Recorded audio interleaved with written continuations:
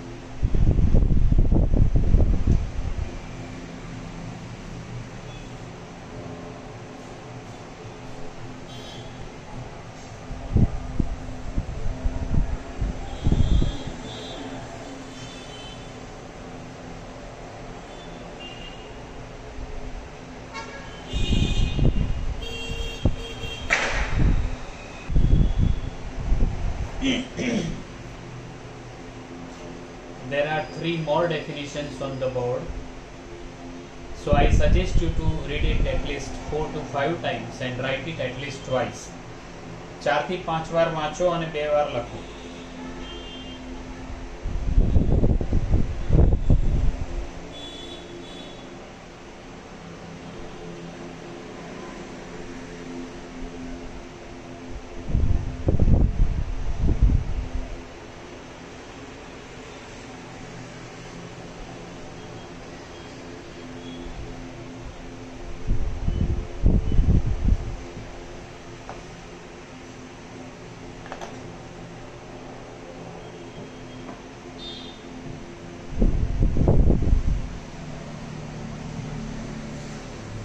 The first definition is of absolutely convergent series.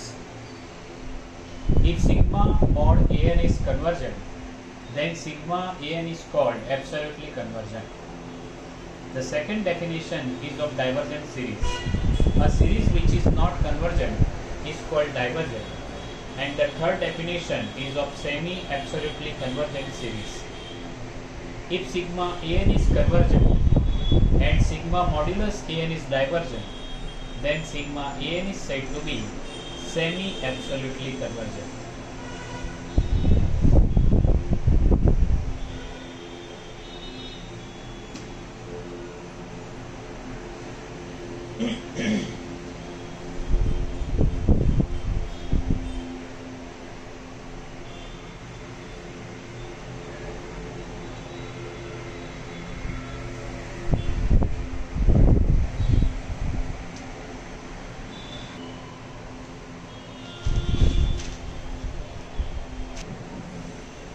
one statement on the board.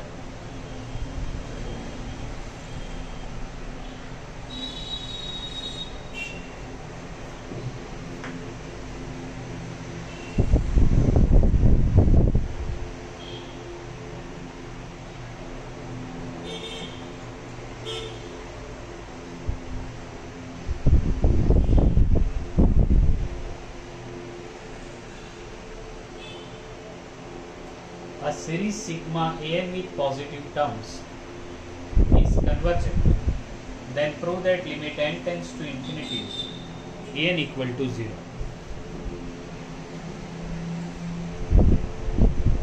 આ series છે કે જે positive terms છે અને કન્વર્જન્સ છે. આપણે સાબિત કરવું છે કે એનું n નું પદ ટેન્ડ્સ ટુ 0 છે. So we proceed to prove it.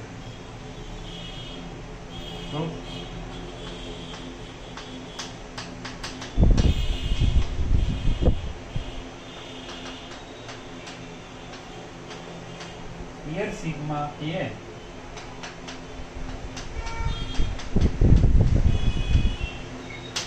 is convergent.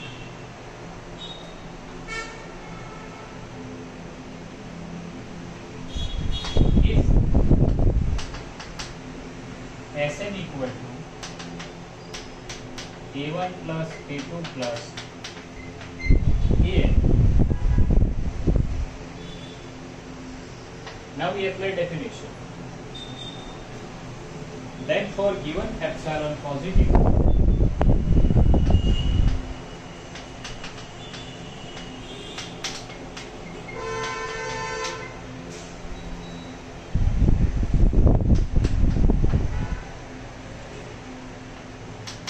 there is n1 in n such that all n greater than or equal to n1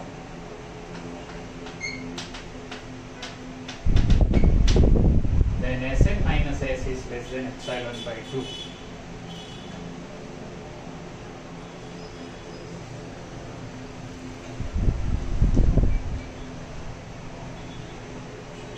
And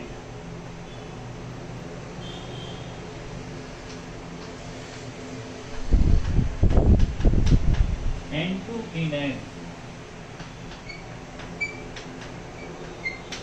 such that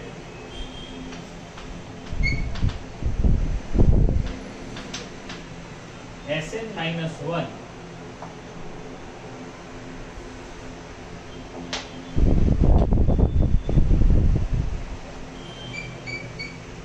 is less than epsilon by 2 for all n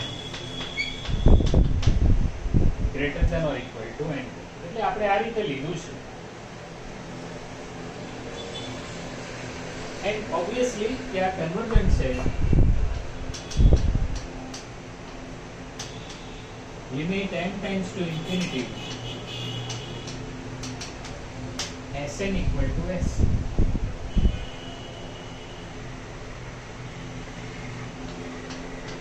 Let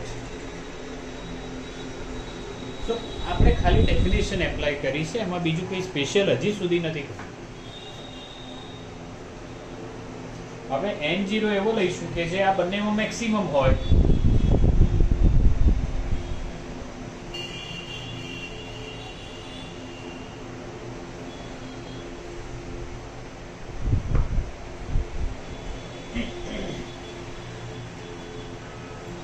Let n0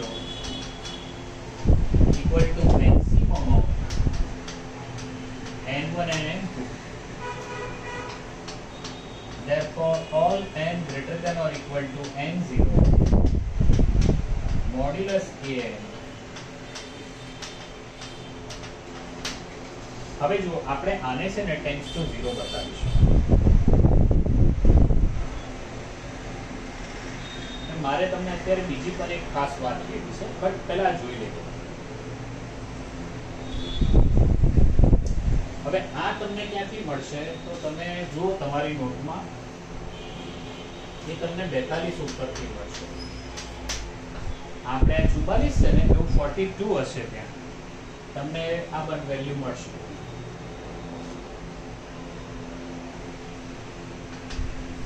Sn minus s of n minus 1. હવે શું કરીએ છે? we subtract s and we add s. s ઉમેરીએ છીએ અને s બાદ કરીએ છીએ. this is less than or equal to sn minus s minus s of n minus 1. ત્રિકોણીય સમ, ટ્રાયંગલ ઇનઇક્વાલિટી. અને આ બંને કેવા છે? both are less than epsilon by s. તો આપણને શું મળે છે? epsilon. ક્યારે? for all n greater than or equal to n0. છે ને, આપણે એમ જ લીધેલું છે. we have taken it like this. અને એટલે આપણે કહીએ છે limit n tends to infinity n equal to 0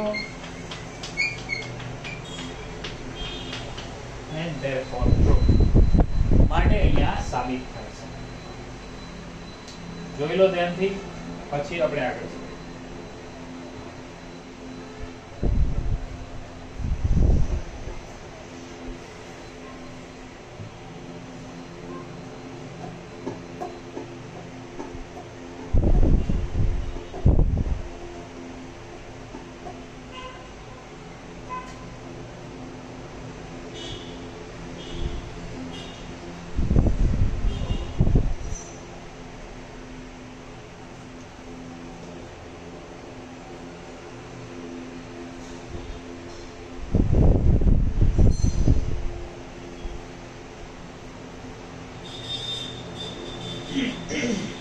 જો આ કન્વર્જન્ટ છે અને ટર્મ્સ પોઝિટિવ છે. આ કન્વર્જન્ટ છે એટલે આવું થશે, કારણ પાર્સેલ સમ છે, અંશતઃ સરવાળો એટલે આ થશે. આનું કનેક્શન અહીંયા છે. ઠીક છે, આ ડેફિનેશન છે. જો તમે કન્વર્જન્ટ સિરીઝની ડેફિનેશન જોશો, કયા નંબર પર છે એવું કહું તમને? 43 ઉપર જે ડેફિનેશન છે એનાથી આ લખ્યું છે. અને અહીંયા મારે તમને જે પોઈન્ટ સમજાવવો છે તે અહીંયા છે. આના પરથી આપણે આ કેમ લખી શકીએ?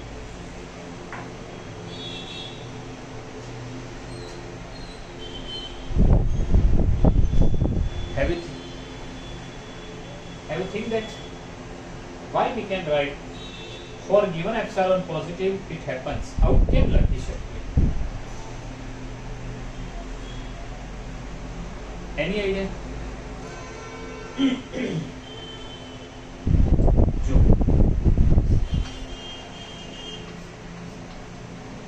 for given epsilon positive, હવે એપ્સિલોન શું છે કે તમારા હાથની વાત છે. which epsilon you should choose, it is up to you. I choose epsilon equal to 1/10. 1/10 મેં એપ્સિલોન ની કિંમત લીધી તો આખી ગણતરી એ રીતે થશે. મેં જો ગણતરી 1/100 ની લીધી તો આખું ગણિત એવી રીતનું થશે. મેં એપ્સિલોન ની કિંમત 1/1000 લીધી તો આખી ગણતરી એવી રીતે આવશે. સમજાય છે તમને? મેં શું કીધું કે પહેલા 1/10 લીધું એપ્સિલોન બરાબર, કારણ કે ગિવન છે એપ્સિલોન પોઝિટિવ જ હોવું જોઈએ. કદાચ આ તમે સ્કૂલ લેવલ પર નહીં સમજ્યા હો તો આપણે આજે સમજી લઈએ. સર તો ટ્રાય કરતા હશે, તમારા પર નહીં સમજી શક્યા હો. એપ્સિલોન ઇક્વલ ટુ 1/10 તો આખું ગણિત એવી રીતે આવે. હવે જો એપ્સિલોન ની કિંમત તમે 1/100 લેશો તો આ કેલ્ક્યુલેશન એવી રીતે આવે. 1/1000, 10,000, lakh, 10 lakh, crore, 10 crore, and so many big numbers. પણ આ 1/, છે તો this value is very near to 0. આ કિંમત તો 0 ની નજીક થઈ ગઈ. હવે થાય શું? Focus on this thing. અહીંયા તો કહી દીધું છે કે આ ટર્મ્સ કેવી છે, પોઝિટિવ છે, પણ જો એ પોઝિટિવ ના હોય તો મોડ્યુલસ તો કોઈ 0 થી નાનું થતું નથી, અને આ ટેન્ડ્સ ટુ 0 છે. Epsilon means this is sandwich.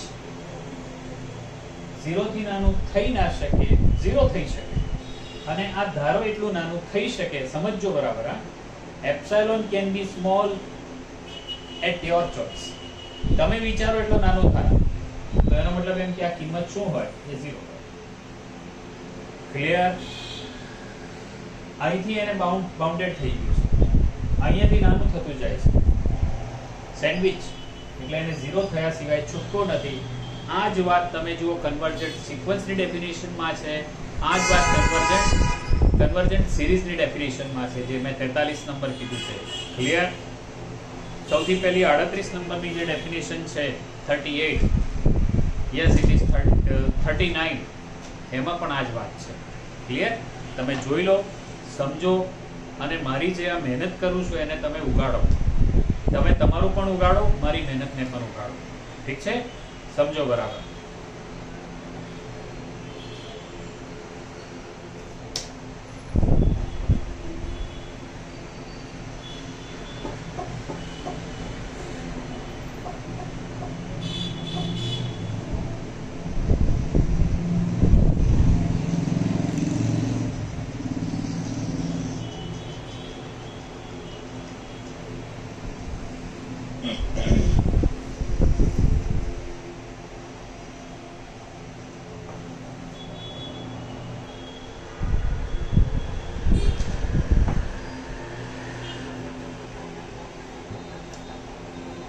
There is one note.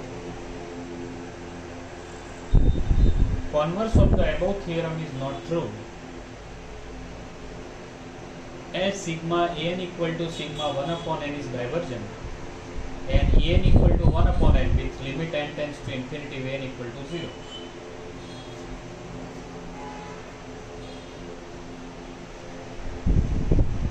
જો આપણે 44 માં થિયરમમાં એવું સાબિત કર્યું કે જો કન્વર્જન્ટ હોય તો n ઉપર ટેન્ડ્સ ટુ 0 હોય છે. આમાં n ઉપર ટેન્ડ્સ ટુ 0 છે, પણ આ ડાયવર્જન્ટ છે. હવે આ હું શું કહું છું, એ એક થિયરમ આવશે, થોડા સમય પછી આવશે, એ વખતે આપણે વાત કરીશું. અત્યારે તમે આને જોઈ લો.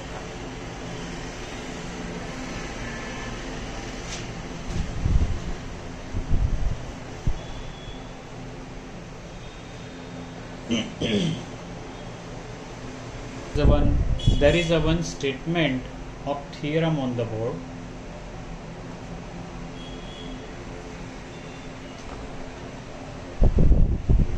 Obviously,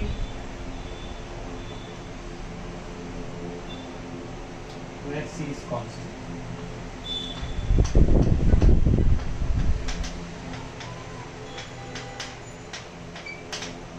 Read this statement.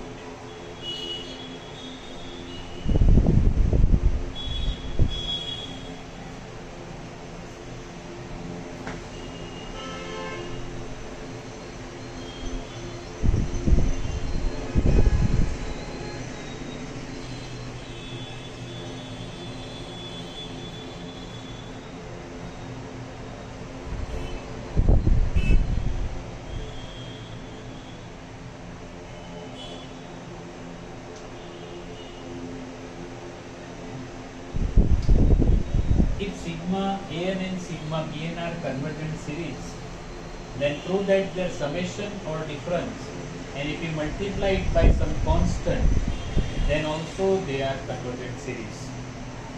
It's very important for us, but I will prove this theorem in the next lecture. In this lecture I stop here. અહીં આપણે અટકીએ છીએ, પણ છોકરાઓ તમે જ્યારે પણ હવેના લેક્ચરમાં ઉપસ્થિત થાઓ, whenever you attend the next lecture, you should recall all definitions and statement of theorem which we have already done. આગળ જે કર્યું છે કરીને તૈયાર કરીને આપજો. Okay, thank you very much.